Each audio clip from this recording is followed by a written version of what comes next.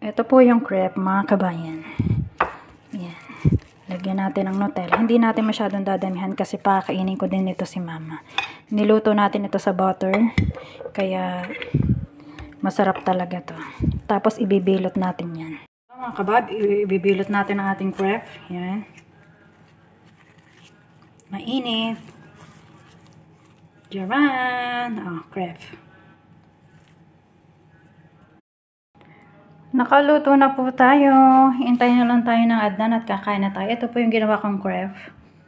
Pancake style ng Saudi with Nutella sa loob. Yan, nakikita nyo? Yan. Yan, masarap yan.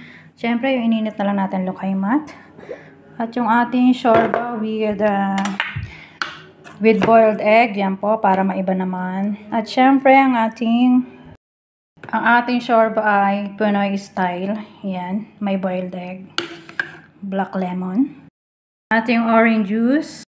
Usual kape at yogurt ni mama.